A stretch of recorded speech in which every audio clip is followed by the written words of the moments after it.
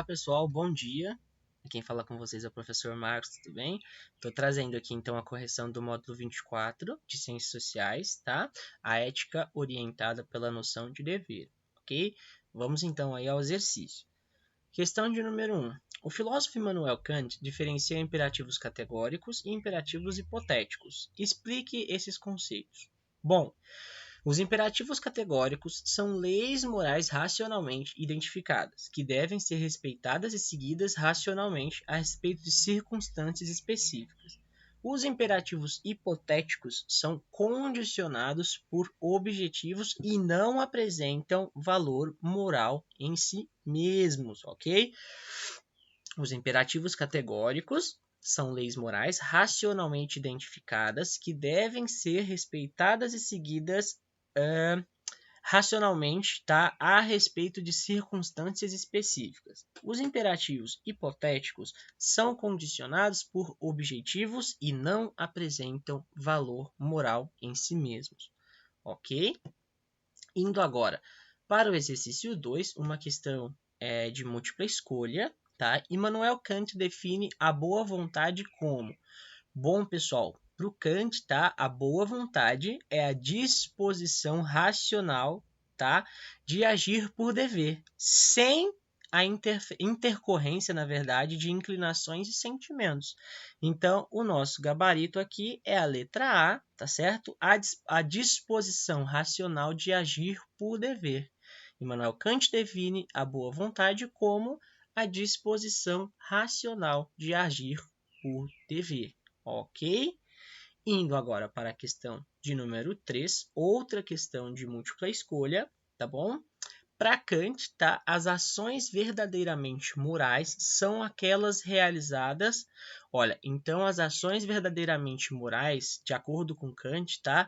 Elas são realizadas racionalmente em respeito, tá certo? Aos imperativos categóricos e por dever.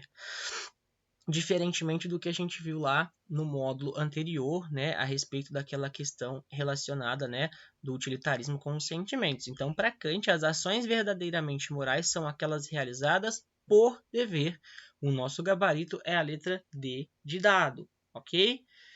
Indo agora para o exercício 4, o texto a seguir comenta alguns aspectos da reflexão de Immanuel Kant sobre a ética, tá? E por que realizamos atos contrários ao dever portanto, contrários à razão?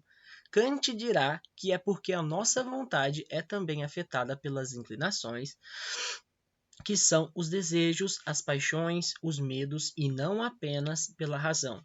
Por isso, afirma que devemos educar a vontade para alcançar a boa vontade, que seria aquela guiada unicamente pela razão, tá certo? Então, para o Kant, a ação por dever rejeita, tá, as determinações das inclinações. Ele vai pedir aqui para a gente assinalar a alternativa incorreta sobre a reflexão ética de Kant, assinale a alternativa incorreta. Bom, o nosso gabarito como alternativa incorreta aqui é a letra D, tá? A ação por dever é aquela que reflete um meio termo ou um equilíbrio entre as determinações das inclinações e as determinações da razão, tá certo? Então, na teoria de Kant, né, a ação por dever rejeita, né, as determinações das inclinações, tá certo? Nosso gabarito aqui, então, é a letra D. A ação por dever é aquela que reflete um meio termo, um equilíbrio entre as determinações das inclinações e as determinações da razão. Então, essa daqui é a incorreta.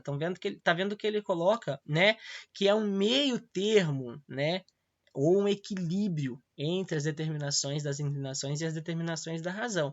As outras questões, elas estão corretas. Esse gabarito aqui, então, atenção ao que se cobra é a incorreta, tá certo? Alternativa D de dado. Vamos agora para o exercício de número 5. Declare a verdade, né, ou falsidade da afirmação seguinte, justificando qual foi a sua escolha. Então, para Kant, a ação moralmente valiosa é aquela que produz felicidade. Se a gente está falando aqui de ação moralmente valiosa, né, sendo aquela que produz felicidade, ele está fazendo referência, na verdade, aqui àquele utilitarismo que a gente viu no módulo 23. Lembra que tinha As ações, né, que guiavam-se, né, tinha como bem supremo, objetivo supremo, a felicidade, né, que eram guiadas ali pelo prazer, né, que era guia-se, né, aproxima-se do prazer e distancia-se da dor. Então, para Kant, a ação moralmente valiosa é aquela que produz felicidade?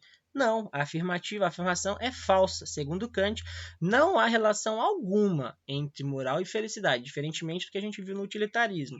A ação moral diz respeito unicamente ao dever, à obediência às leis, né, morais racionalmente identificadas, ok? E assim nós finalizamos aqui o nosso módulo 24, tá? A nossa correção comentada, tá certo, pessoal? Qualquer dúvida, por favor, entre em contato comigo. Um grande abraço, fiquem com Deus e até a próxima aula.